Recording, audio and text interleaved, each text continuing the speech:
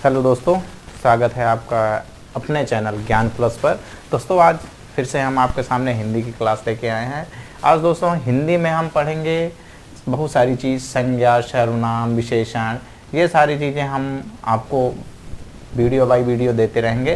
तो आज हमारा असल जो आज का वीडियो होगा, आज का वीडियो हमारी संज्ञा पे है। दोस्तों संज्ञा कितने प्रकार के होते हैं, कौन कौन से होते हैं, ये सारी चीज़ें आज हम इसके अंतर्गत पढ़ेंगे। ठीक है दोस्तों, चलते हैं अपने टॉपिक पे। तो यहाँ से हम देखते हैं वाक्य के अंग। अब वाक्य के अंग के अंतर्गत बहुत सारी चीज़ें आ जाती हैं। जैसे कि हमने आपको बताया संज्ञा, सर्वनाम, क्रिया, विशेषण, अव्यय, ये सारे जो हैं, ये 5 जो हैं, ये किसके अंतर्गत आ जाते हैं? ये वाक्य के अंग के अंतर्गत आते हैं। ठीक है दोस्तों, किसके अंतर्गत? वाक्य के अंग। अगर आपसे पूछा जाए वाक्य के कितने अंग हैं, तो वाक्य के 5 अंग बताए गए हैं। ठीक है, नंबर 1 पे, ठीक है, यहां से देखते हैं नंबर 1 संज्ञा,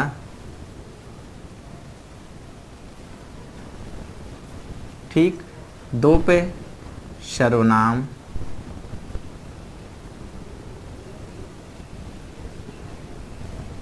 फिर उसके बाद क्रिया,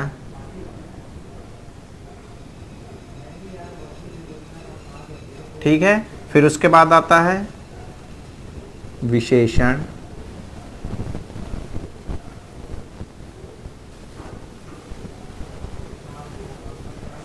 ठीक है।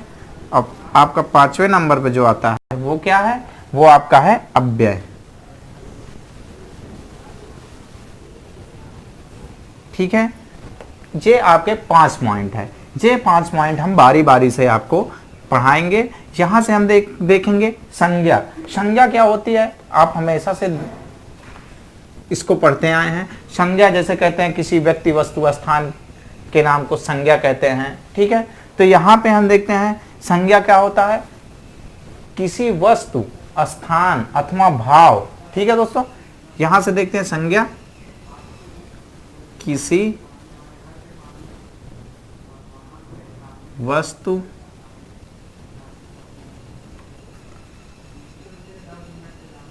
स्थान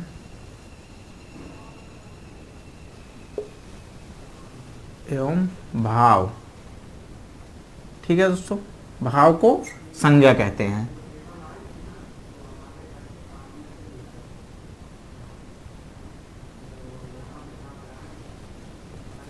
संज्ञा कहते हैं। ठीक है,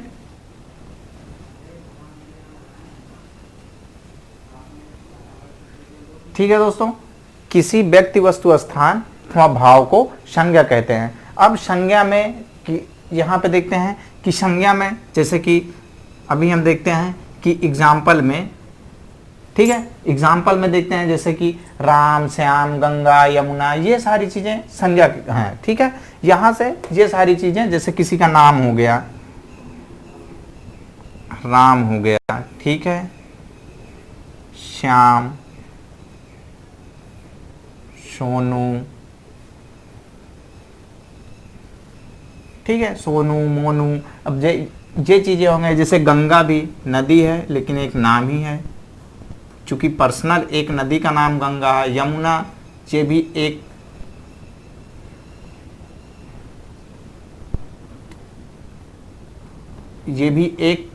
एक ही नदी को इंडिकेट करती है, एक ही नदी को बताती है। ये सारी चीजें किस में आती हैं? संज्ञा में आती हैं। ठीक है, अब हम यहाँ से संज्ञा के अभी आपको जब और पार्ट बताएंगे संज्ञा में इसके कितने भेद होते हैं, तो उसमें हम आपको ये बताएंगे कि कौन कौन सी चीजें किस संज्ञा के अंतर्गत आती हैं। अब संज्ञा की भेद की बात करें तो संज्ञा के भी पार्ट हैं।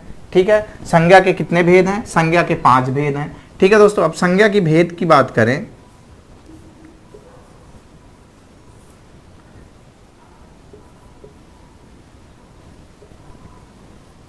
संज्ञा के भेद की बात करें तो इसके भी 5 पार्ट हैं। कौन कौन से हैं? व्यक्तिवाचक संज्ञा, जातिवाचक संज्ञा, भाववाचक संज्ञा, धातु या द्रव्यवाचक संज्ञा, ठीक है, समूहवाचक संज्ञा, ये इसके 5 भेद हैं। ठीक है दोस्तों, अब इन 5 को जब हम एक एक करके पढ़ेंगे तो उसमें हम आपको बहुत सारी चीजें अच्छे से बताएंगे कि कौन कौन से किसके अंतर्गत आती है। जैसे राम, श्याम, सोनू, गंगा, नदी, लकड़ी या कोई कुर्सी, मेज, टेबल, ये सारी चीजें किस संज्ञा के अंतर्गत आती हैं। तब यहां से जब हम पार्ट बाय पार्ट देखेंगे तब वो सारी चीजें क्लियर हो जाएंगी। ठीक है, अब संज्ञा के भेद की बात करें तो संज्ञा के कितने भेद हैं? 5 भेद हैं। ठीक है दोस्तों, 5 भेद जो हैं वो कौन कौन से हैं? ठीक है, यहां दिखा देते हैं।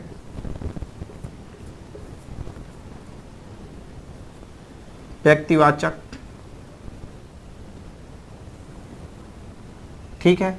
नंबर 2 कौन सा है? व्यक्तिवाचक के बाद हमने आपको बताया है कि जातिवाचक संज्ञा,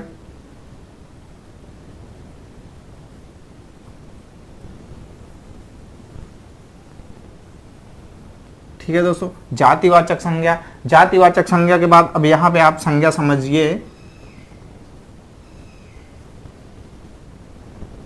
ठीक है। अब उसके बाद 3 नंबर पे आता है भाववाचक संज्ञा,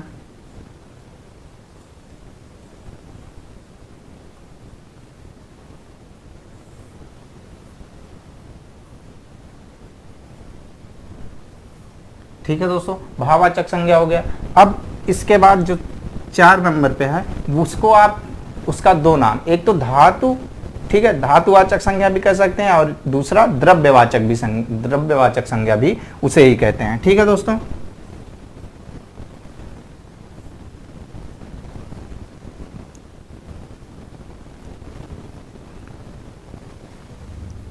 द्रव्यवाचक संज्ञा,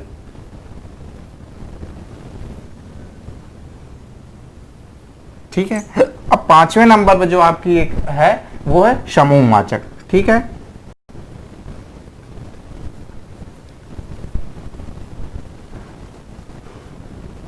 समूहवाचक संज्ञा, ठीक है दोस्तों। यहां से हम अब जब संज्ञा आगे पढ़ेंगे तो यहां से हम एक एक पार्ट पढ़ेंगे इसका, ठीक है। हम जब पार्ट बाय पार्ट संज्ञा को पढ़ेंगे तब यहां से हमें सारा कंफ्यूजन हमारा क्लियर होता जाएगा, ठीक है। अब देखते हैं कि आगे क्या है, इसको थोड़ा हम मिटाएंगे तो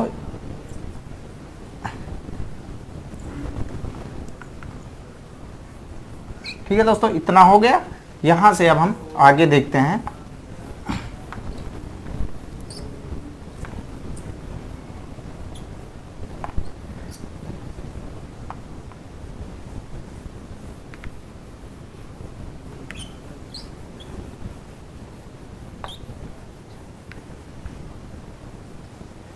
अब आगे बात करते हैं तो आगे हमारा पहला नंबर पे जो आता है वो कौन सी संज्ञा है? वो व्यक्तिवाचक संज्ञा है, ठीक है दोस्तों। नंबर 1 पे देखते हैं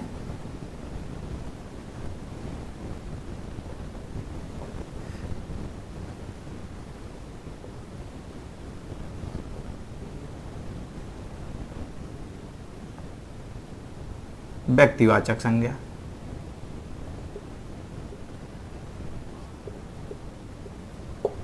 ठीक है।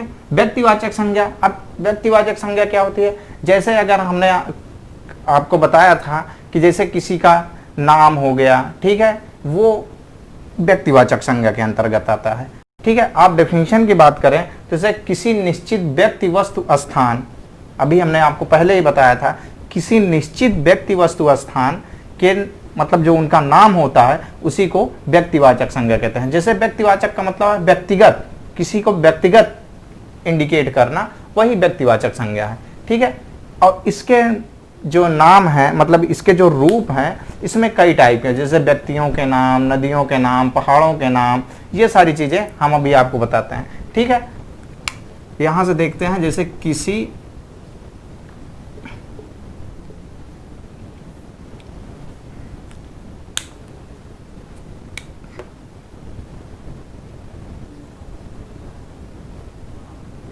व्यक्ति,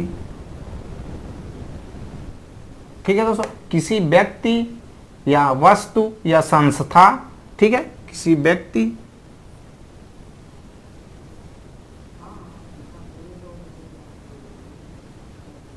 संस्था, ठीक है, किसी व्यक्ति वस्तु संस्था, मतलब इनके जो नाम होते हैं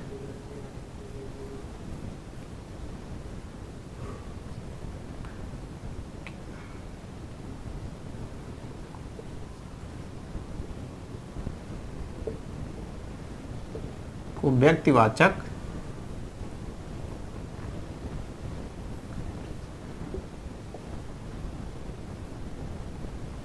संज्ञा कहते हैं। इसमें जो बेहद इंपॉर्टेंट पॉइंट है ये है कि किसी व्यक्ति वस्तु स्थान के नाम को संज्ञा कहते हैं, ठीक है। तो वो व्यक्तिवाचक संज्ञा होती है, लेकिन व्यक्तिवाचक संज्ञा के इसके कई पार्ट हैं, ठीक है दोस्तों। इसके कई पार्ट का मतलब है कि इसमें पार्ट नहीं है, मतलब कि इसको आप समझने के लिए हम इसको कई जो हैं, जो जैसे कि नदियों के नाम, पहाड़ों के नाम, ये सारी चीज़ें हम आपको अभी बताते हैं कि इसमें क्या है। जैसे कि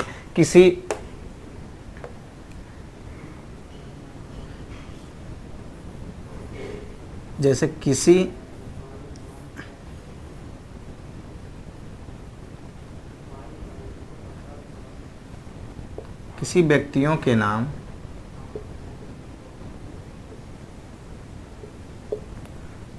जैसे राम,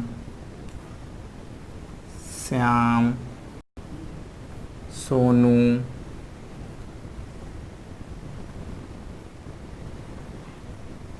अजय, ये सारे क्या हैं दोस्तों, ये सारे क्या, जितने भी नाम किसी एक पर्टिकुलर एक को इंडिकेट करता है वो क्या होता है, वो व्यक्तिवाचक संज्ञा के अंतर्गत आता है, ठीक है। अब इसमें जैसे कि फिर उसके बाद बहुत सारी चीजें हैं, ये हम आपको दिखाते हैं। तो यहाँ पे जैसे किसी व्यक्तियों के नाम में आ गया राम, श्याम, सोनू, ये क्या है, ये व्यक्तिवाचक संज्ञा है, ठीक है दोस्तों।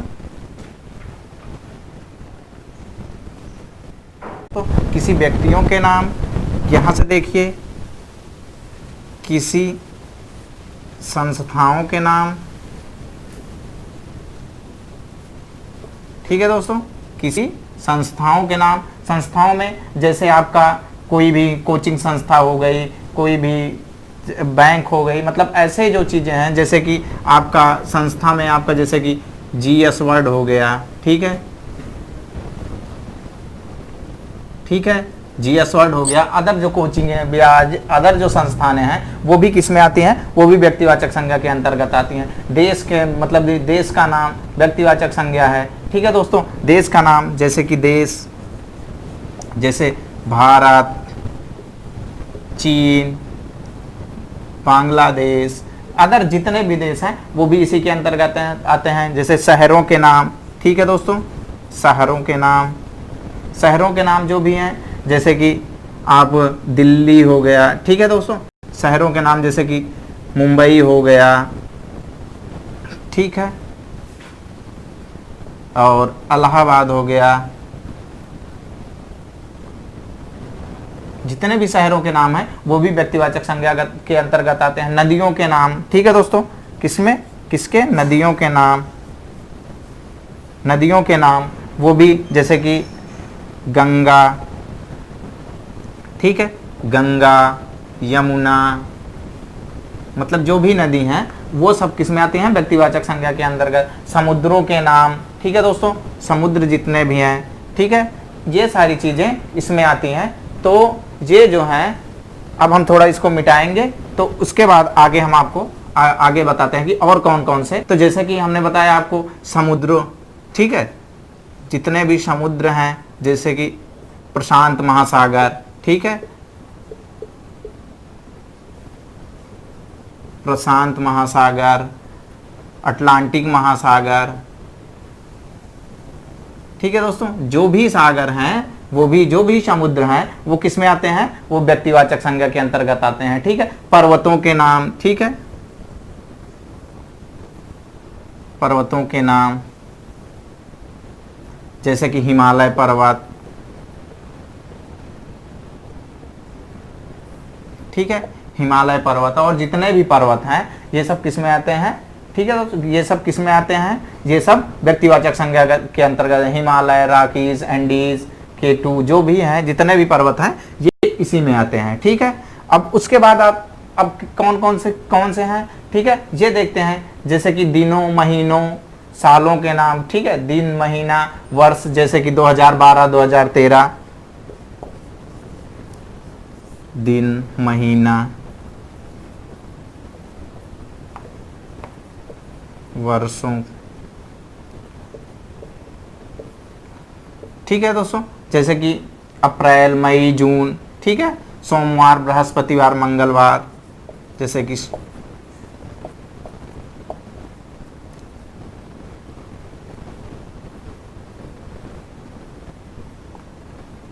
2013, 2015, 2016 ये सब किस में आते हैं? व्यक्तिवाचक संज्ञा के अंतर्गत आते हैं। ठीक है, अब इसके बाद आपके जैसे ग्रह, ग्रह, उपग्रह,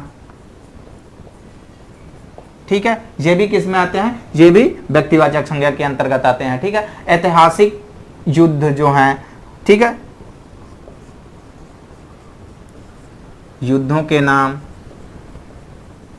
ठीक है। अब इसमें जैसे कि ऐतिहासिक युद्ध जैसे हल्दी घाटी का युद्ध, ठीक है, चंदावर का युद्ध, जितने भी युद्ध हैं जो ऐतिहासिक युद्ध हैं ये भी किस में आते हैं? ये भी व्यक्तिवाचक संज्ञा के अंतर्गत आते हैं। इसके बाद जैसे निश्चित व्यक्तियों के नाम, निश्चित व्यक्तियों जैसे कि किसी पर्सनल निश्चित व्यक्तियों के नाम जिनके मतलब अंग, जैसे कि कहते हैं ऐश्वर्या की आंख, मोहम्मद रफ़ी का गला, ये सब चीजें किस में आती हैं? ये भी व्यक्तिवाचक संज्ञागत के अंतर्गत आती हैं। ठीक है, अब निश्चित धातुओं के नाम, ठीक है, अब जैसे कि निश्चित धातुओं में आप एक पॉइंट ध्यान देना कि निश्चित धातुओं, निश्चित हम बोल रहे हैं तो निश्चित धातुओं के जो जैसे कि आप देख लें जैसे कोहिनूर हीरा है, ये जो है ये भी किस में आता है? व्यक्तिगत मतलब व्यक्तिगत जातिवाचक संज्ञा के अंतर्गत आता है। ठीक है दोस्तों, तो यहाँ पे आपको लिखने की जरूरत नहीं है, आप एक बार अगर ध्यान से देख पढ़ ले रहे हैं या समझ सुन ले रहे हैं तब भी आपको ये चीजें याद रहेंगी। जैसे देश के संसद, ठीक है दोस्तों, जैसे देश के संसद, सांसद जो होते हैं वो संसद जो विधायक उधायक नहीं, जो संसद भवन होता है, ठीक है दोस्तों, संसद, जैसे कि भारत में है भारत का सांसद, भारत, ठीक है दोस्तों, और जहाँ जहाँ सांसदें हैं जैसे कि पाकिस्तान है, तो ये सारी चीजें किस में आती हैं? ये भी व्यक्तिवाचक संज्ञा के अंतर्गत आते हैं। ठीक है, अब फिर उसके बाद देखते हैं जो महाकाव्य हैं हमारे, ठीक है, महाकाव्य में जैसे रामायण, महाभारत, ये सारे किस में आते हैं? ये भी व्यक्तिवाचक संज्ञा के अंतर्गत आते हैं। इसके बाद आता है जैसे निश्चित जानवरों के नाम, ठीक है, निश्चित जानवरों में जैसे कि महाराणा प्रताप का जो घोड़ा था उसका नाम चेतक था, ठीक है, रावत हाथी हो गया, ये सारे किस में आते हैं? जो निश्चित हैं।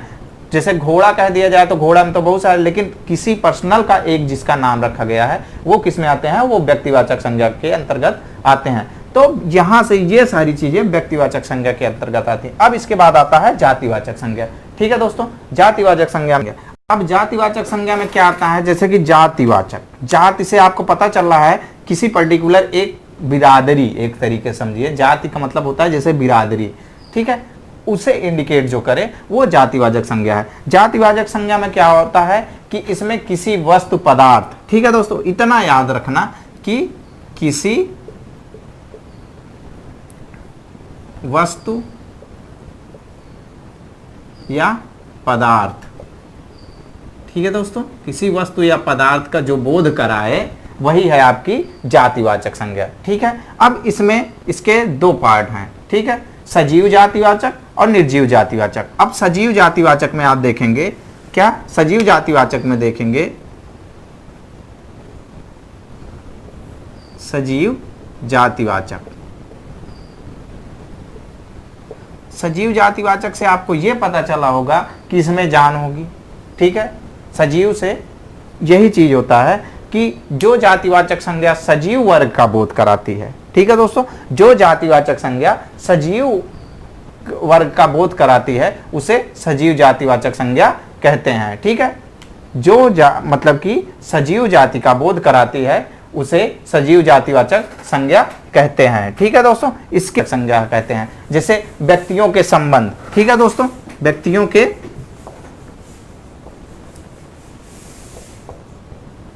के संबंध, ठीक है, संबंध जो होते हैं जैसे माता पिता भाई बहन, ठीक है, माता पिता, ठीक है, ऐसे में जैसे माता पिता भाई बहन, चाचा चाची, दादा दादी, नाना नानी, ये सब चीजें, ये तो आपको पता है कि ये सजीव वर्ग है। ठीक है, तो ये जो है ये संबंध जो हमें दिखाते हैं ये सजीव मतलब कि सजीव जातिवाचक के अंतर्गत आते हैं। अगला पॉइंट आपका आता है शरीर के अंगों के नाम। ठीक है, शरीर के अंगों के नाम हमने वहां पे आपको बताया था किसी पर्टिकुलर एक, जैसे कि हमने आपको बताया था कि जैसे ऐश्वर्या की आंख की बात करें तो उनकी आंख खूबसूरत है, लगभग बहुत से लोगों को उनकी आंख पसंद आती है।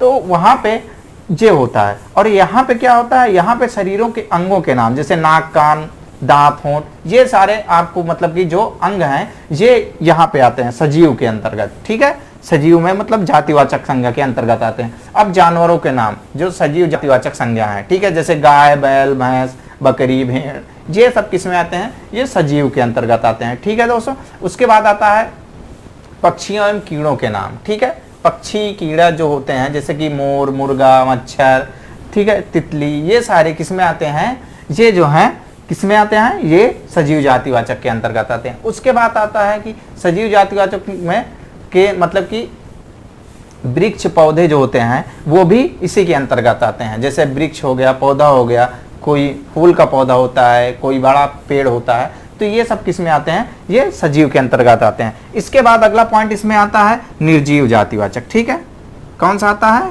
निर्जीव। अब इसमें क्या होता है, निर्जीव जातिवाचक में, निर्जीव जातिवाचक का मतलब होता है, आपको पता है कि यहाँ पे जो होता है निर्जीव चीजें।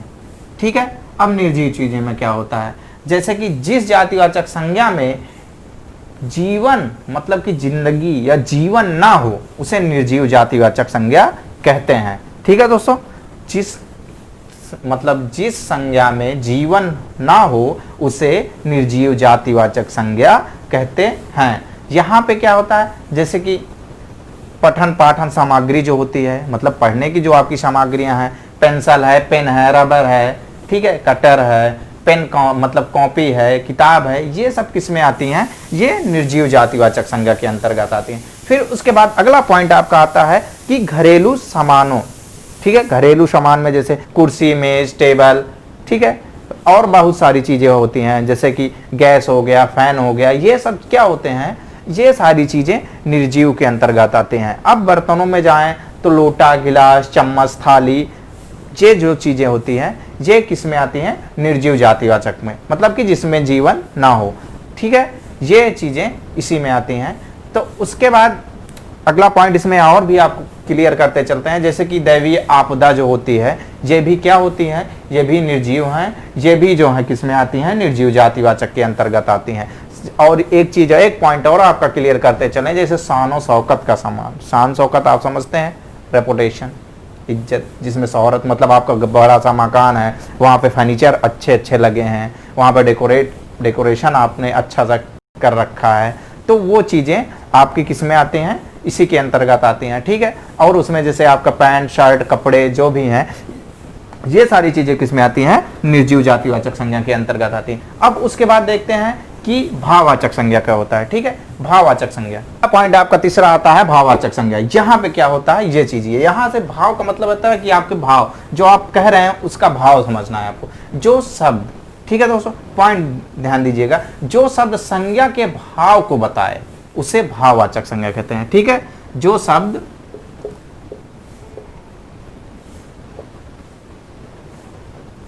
संज्ञा के भाव को बताए, ठीक है दोस्तों, जो शब्द संज्ञा के भाव को बताए उसे भाववाचक संज्ञा कहते हैं। जैसे कि आप एग्जाम्पल में अगर आपको दिखाएं तो एग्जाम्पल में आपका आता है जैसे बुढ़ापा, लड़कपन, ये सिर्फ आपके किसी को पर्टिकुलर इंडिकेट करके कहना कि इनका बुढ़ापा आ गया, तो यहाँ पे मतलब कि आपका जो उनकी एज है उसका आपने क्या बताया है, उसका भाव आपने बताया है। लड़कपन, ये आपने उनका भाव बताया है कि बच्चों का मतलब कि बचपन, और एक छोटा मतलब कि लड़कपन होता है। ठीक है, अच्छाई, बुराई, भलाई, पढ़ाई, ये सारी चीजें किस में आती हैं, ये आपके, जैसे कि हमने आपको बताया बुढ़ापा,